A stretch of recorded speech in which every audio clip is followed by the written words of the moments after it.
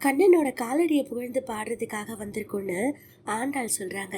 இன்றைக்கு மார்கழி 21ஆம் நாள். இதுவரைக்கும் பலரையும் எழுப்பின ஆண்டாள் இன்னைக்கு கண்ணனை ரொம்ப உருக்கமா தாழ்மையா எழுப்புறாங்க.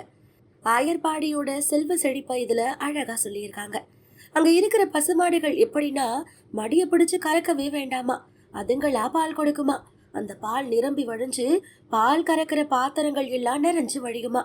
அப்படிப்பட்ட பெரிய பெரிய வள்ளல்கள் வாழ்ந்துட்டு இருக்க ஊரா அது. ஏ கண்ணா, இப்படிப்பட்ட பெரிய இடத்துல பிறந்த பிள்ளையே, அறிவு சுடரே, நீ முழிச்சுக்கைய. ஆண்டாள் இங்க ஒரு முக்கியமான உதாரணத்தை சொல்றாங்க. உன் வீரத்துக்கு பயந்து போய் எதிரிங்க எல்லாரும் எப்படி ஆயுதத்தை போட்டுட்டு உன் காலில் வந்து விழுவாங்களோ அதே மாதிரி நாங்களும் வந்து நிக்கிறோம். ஆனா அவங்க பயத்துல வந்து விழுந்தாங்க. நாங்க அப்படி இல்லை.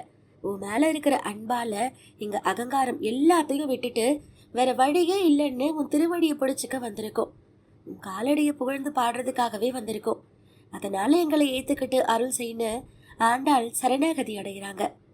ஓம் நமோ நாராயணா. என்னுடைய குரல்ல இந்த விளக்கம் உங்களுக்கு பிடிச்சிருந்தா சப்ஸ்கிரைப் பண்ணுங்க. நன்றி.